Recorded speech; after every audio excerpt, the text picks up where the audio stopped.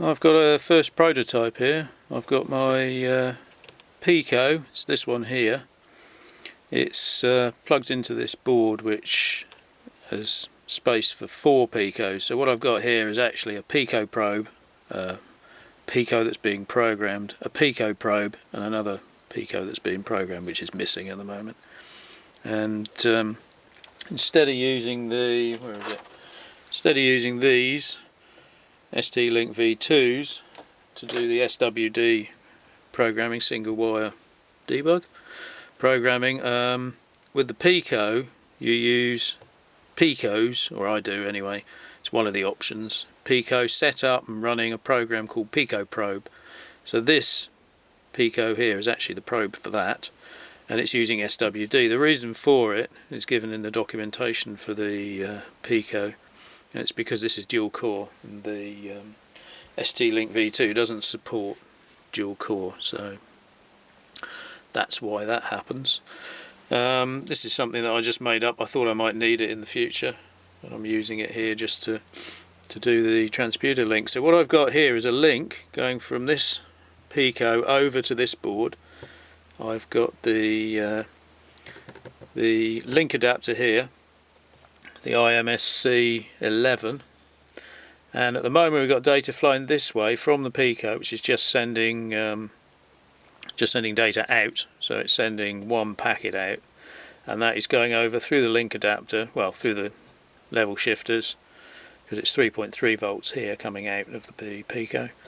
Through the level shifter, I've got a MOSFET there, just a simple MOSFET. It is inverting the data, so the code is actually sending inverted data at the moment. That's something I need to look at if I want to carry on using this. I might put a non-inverting level shifter or something, not sure at the moment.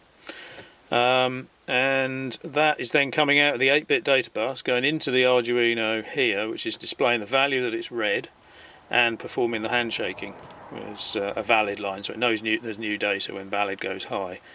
Once it's read it, it acts it, which means that the link adapter is free to read another packet, and then it displays it here, and you can see it's counting 9E, 9F. So this is the value coming from the Pico. So in short, it's working. I've also got a clock signal, which is one of these lines here. There's a 5 meg clock coming from the Pico. So this is using the state machines. It's not bit banged, and it's running at 10 megahertz or 10 megabits per second. So this is running a transputer link. The 5 meg clock is generated by a state machine straight from the PIO, and the transmit is also transmitting data using a state machine. So this is the hardware, or the beginnings of it, that I was looking at, and it all seems to work. So yeah, that's the first stage. Need to now get the link working in the other direction. So that'll be the Arduino sending data to the Pico. I've taken some code, an emulator of the T414 series of transputers, and I've taken that emulator code, which is, I think it was a port of a port, or a modified version of the original Julian Highfield emulator, and I've ported it, and it's now running on this Pico.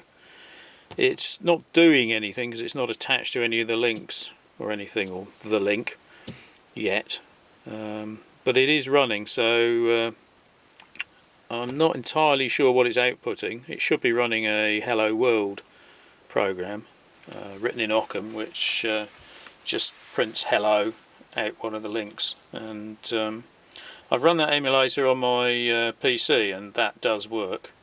So I'm pretty sure that the code that I've loaded is hard coded at the moment into the emulator.